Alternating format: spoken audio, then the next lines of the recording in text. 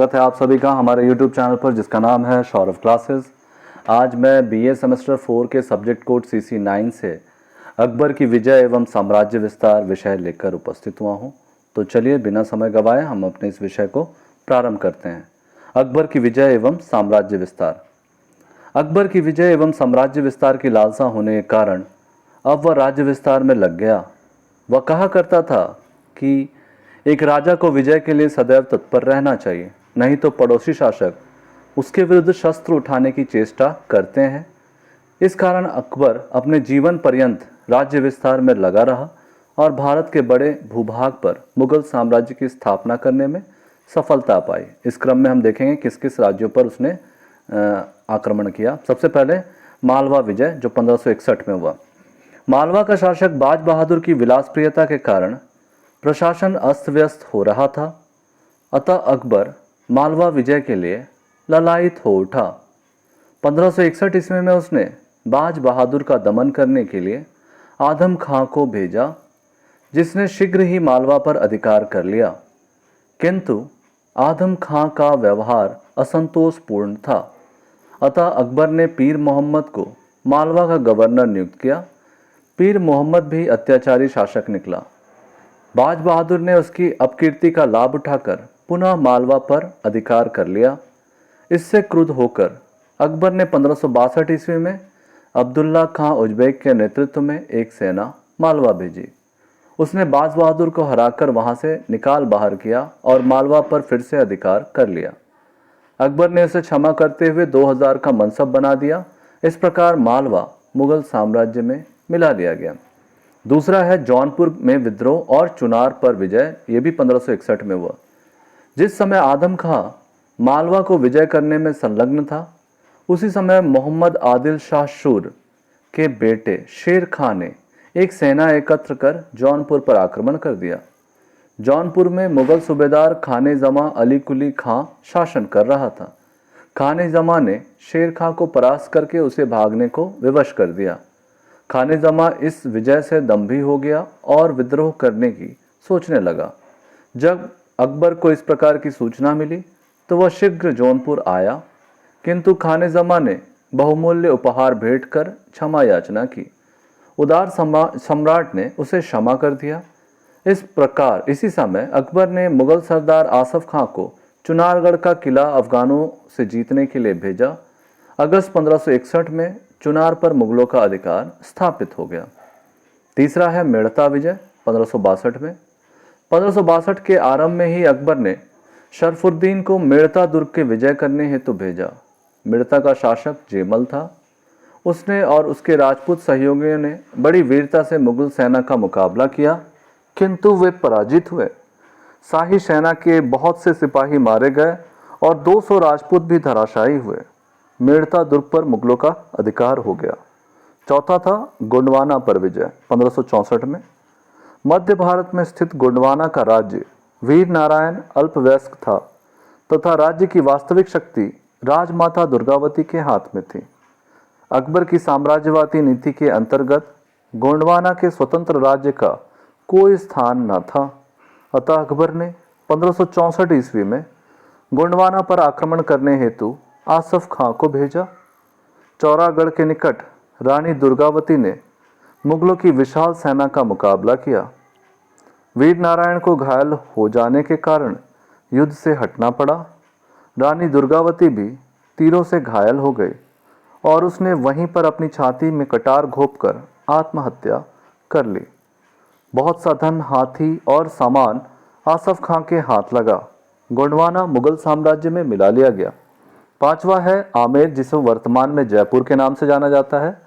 आमेर का शासक भारमल पहला राजपूत था जिसने स्वेच्छा से अकबर की अधीनता स्वीकार की। 1562 ईस्वी में जब अकबर अजमेर के शेख मोइनुद्दीन चिश्ती की दरगाह की यात्रा पर गया तो मार्ग में राजा भारमल ने उससे भेंट की और अपनी पुत्री जोधाबाई, जिसको आगे चलकर मरियम उज जमानी के नाम से भी जाना गया, का विवाह अकबर से करने की इच्छा प्रकट की। अकबर ने इसे स्वीकार कर लिया। इसी राजपूत राजकुमारी से अकबर का उत्तराधिकारी जहांगीर का जन्म हुआ। अकबर ने भारमल के पुत्र भगवान दास और पोते मान सिंह को मुगल सेना में रख लिया और उन्हें उच्च मनसबदार बनाया। डॉक्टर बेनी प्रसाद ने लिखा है कि इस वैवाहिक संबंध से भारत की राजनीति में एक नए युग का सूत्रपात हुआ। छठा है चित्तौड़ विजय 1568। सितंबर 1567 में अकबर ने मेवाड़ के प्रसिद्ध किले चित्तौड़ को विजय करने का निश्चय किया। इसके कई कारण थे। पहला, मेवाड़ का राजा उदय सिंह मुगलों को मलेच्छ समझता था। राणा ने मालवा के भूतपूर्व शासक बाज बहादुर को अपने यहाँ आश्रय दिया था। तीसरा, मेवाड़ ने अभी तक अकबर की अधीनता स्वीकार नहीं की थी। चौथा, अकबर के राजपूत शासक भारत के राजपूत शासक मेवाड़ के राणा को हिंदुओं का सूरज अर्थात अपना सिरमौर समझते थे। अतः अकबर जब तक मेवाड़ को अपने अधीन नहीं कर लेता, उसकी उत्तरी भारत की विजय पूर्ण नहीं हो सकती थी। इसके अतिरिक्त अकबर अपने साम्राज्य का विस्तार तो करना चाहता ही था। फलस्वरूप अकबर ने अक्टूबर 1567 में चित्तौड़ पर आक्रमण कर दिया। महाराणा उदय सिंह दुर्ग की रक्षा का भार जयमल और पत्ता पर छोड़कर पहाड़ों में चले गए। चित्तौड़ के दुर्ग पर घेरा डाला गया, जो 4 माह तक चलता रहा और मुगलों को काफी नुकसान उठाना पड़ा। संयोग से 23 फरवरी 1568 को अकबर ने जयमल को बंदूक की गोली से घायल कर दिया, जो दुर्ग की सुरक्षा व्यवस्था तथा दीवारों में हुई दरारों की मरम्मत करवाने हेतु दुर्ग की प्राचीर पर खड़ा था। सेनापति के मरते ही राजपूत सैनिकों का साहस टूट गया और 8000 वीर राजपूत केसरिया बाना पहनकर युद्धभूमि में जूझ भरे और स्त्रियों ने जौहर व्रत का पालन किया। चित्तौड़ पर मुगलों का अधिकार हो गया। अकबर जयमल और पत्ता के शौर्य तथा पराक्रम पर इतना मुग्ध हुआ कि उसने इन योद्धाओं की पाषाण मूर्तियों को आगरे के किले के द्वार पर सम्मान सूचक रूप में स्थापित किया। अगला है रणथंभौर, जो 1569 ईस्वी में विजय किया गया था। चित्तौड़ विजय के उपरांत अकबर ने रणथंभौर के दुर्ग को जीतने का विचार किया और फरवरी 1569 में एक बड़ी सेना की सहायता से अकबर ने किले को घेर लिया। इस समय यह दुर्ग बूंदी के हाड़ा राजपूत सुरजन राय के अधिकार में था, जो मेवाड़ के अधीनस्थ था।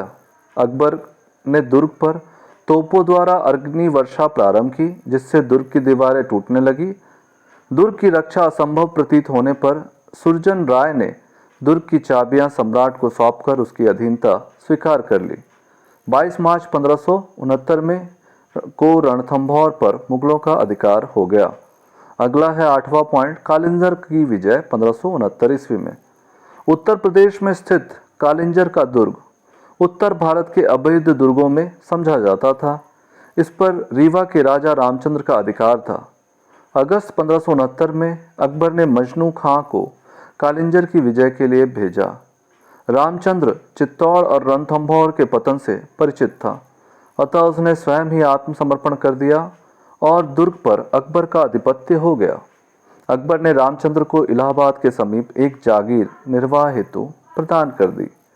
9वां है जोधपुर, बीकानेर तथा जैसलमेर पर आधिपत्य 1570 में। इस समय तक अकबर की शक्ति अत्यधिक बढ़ गई थी। उसने उत्तर पश्चिम राजस्थान पर आधिपत्य स्थापित करने की दृष्टि से नवंबर 1570 ईस्वी में नागौर की यात्रा की। यहाँ जोधपुर के राजा चंद्रसेन अकबर की सेवा में उपस्थित हुआ। बीकानेर का शासक कल्याणमल भी अपने पुत्र राय सिंह के साथ नागौर आया और अकबर की अधीनता स्वीकार की। इसी का अनुसरण जैसलमेर के शासक हर्राय ने भी किया। अकबर ने बीकानेर जैसलमेर के राजघरानों से वैवाहिक संबंध भी स्थापित किए। इस प्रकार 1570 ईस्वी तक मेवाड़ को छोड़कर बाकी पूरा राजस्थान अकबर की अधीनता में आ चुका था। 10वां है गुजरात विजय 1572-73 में। गुजरात एक धनी प्रदेश था तथा अंतर्राष्ट्रीय व्यापार का केंद्र था। मक्का की यात्रा करने वाले मुसलमान यात्रियों को यहाँ से होकर जाना पड़ता था। अकबर गुजरात को अपनी पैतृक संपत्ति भी समझता था। अतः सितंबर 1572 में अकबर ने गुजरात विजय के लिए प्रस्थान किया। इस समय गुजरात में गृह युद्ध छिड़ा हुआ था तथा वहां का शासक मुजफ्फर शाह द्वितीय एक शक्तिहीन एवं अयोग्य शासक था। मुगलों का कोई विरोध नहीं हुआ और नवंबर में अकबर द्वारा अहमदाबाद अपने अधिकार में कर लिया गया। गुजरात के सरदारों तथा अमीरों ने अकबर की अधीनता स्वीकार कर ली। आवश्यक प्रबंध कर अकबर फतेहपुर सिकरी लौट आया। अकबर के जाते ही वहां उपद्रव शुरू हो गया। अतः अकबर विद्युत वेग से गुजरात आया और विद्रोहियों को पूरी तरह से कुचल दिया। गुजरात का दूसरा आक्रमण अकबर के ही नहीं बल्कि संसार के इतिहास में बहुत ही द्रुतगामी आक्रमण माना गया। 1573 में गुजरात मुगल साम्राज्य का भाग बन गया। गुजरात विजय से अकबर के साम्राज्य की पश्चिमी सीमा समुद्र तक फैल गई, जिससे पुर्तगालियों के साथ उसका संबंध स्थापित हुआ। 11वां है बंगाल और बिहार की विजय। 1574-76 बंगाल और बिहार अफगान शक्ति का केंद्र थे। 1564 ईस्वी में सुलेमान खां ने बंगाल में एक नए राजवंश की स्थापना की तथा उड़ीसा व बिहार को भी अधिकृत कर लिया। 1568 में उसने अकबर की अधीनता स्वीकार कर ली थी। 1572 ईस्वी में उसकी मृत्यु के बाद उसका पुत्र दाऊद खान ने अपने आप को स्वतंत्र घोषित कर दिया तथा मुगल क्षेत्र जमानिया पर अधिकार कर लिया। अकबर जैसे महत्वाकांक्षी सम्राट इस कुचेष्टा को कैसे सहन कर सकता था? अकबर ने पहले जौनपुर के गवर्नर ससैन्य दाऊद पर आक्रमण करने का आदेश दिया, किंतु असफल रहा। अंत में मुनीम खान ने 3 मार्च 1575 ईस्वी को तुकरोई नामक स्थान पर दाऊद खान को हराकर उसकी राजधानी टंडा को जीत लिया और 2 वर्ष 1574-76 संघर्ष के पश्चात बिहार और बंगाल पर मुगलों का अधिकार हो गया। अब हम बात करेंगे मेवाड़ की।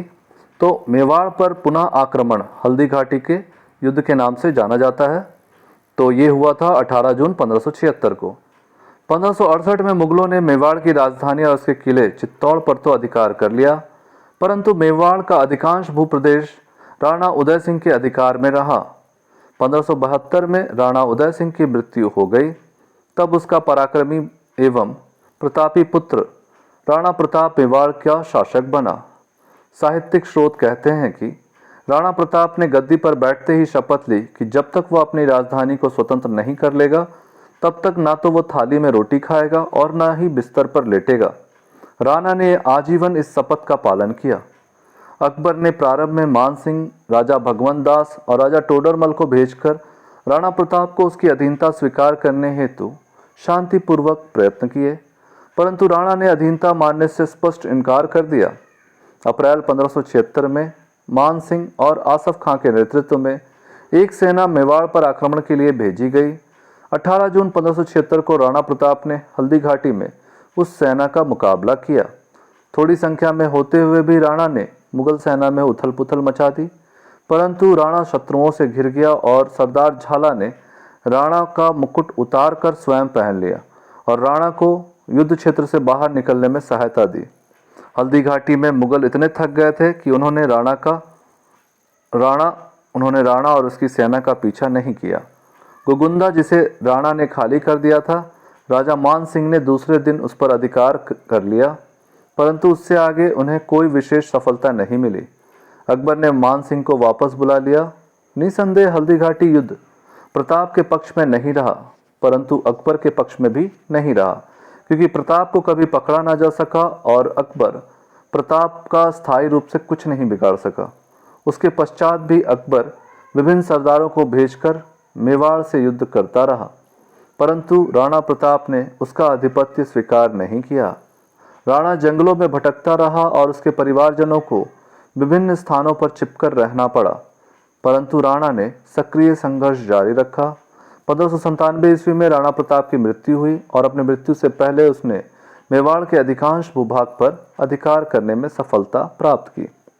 इस प्रकार मेवाड़ व अकबर का संघर्ष न तो केवल राजस्थान के इतिहास में बल्कि भारतवर्ष के इतिहास में एक गौरवपूर्ण स्थान रखता है तथा प्रताप के स्वाधीनता संघर्ष को अनूठा बनाता है। आधुनिक भारत के स्वतंत्रता संघर्ष में प्रताप, शिवाजी जैसे चरित्रों ने उत्प्रेरणा प्रदान की। और हमारा अंतिम है उड़ीसा, जो 1590-92 में अकबर द्वारा विजित किया गया था। 1590 ईस्वी में उड़ीसा के स्वतंत्र शासक कुतलू खां ने अपने पुत्र निसार खां को मुगल सेनापति राजा मान सिंह का सामना करने के लिए भेजा, लेकिन उसने हार स्वीकार कर ली और आत्मसमर्पण कर दिया। किंतु 1592 ईस्वी में उसने विद्रोह का झंडा खड़ा कर दिया। पुनः मान सिंह को भेजा गया। अंत में उड़ीसा का शासक पराजित हुआ और उड़ीसा को मुगल साम्राज्य में सम्मिलित कर लिया गया। इस प्रकार से हमने देखा कि कैसे अकबर ने अपने साम्राज्य का विस्तार किया और एक एक करके सभी शासकों को परास्त कर उसे मुगल साम्राज्य का अंग बनाया। तो इस प्रकार आज के लिए बस इतना ही। धन्यवाद।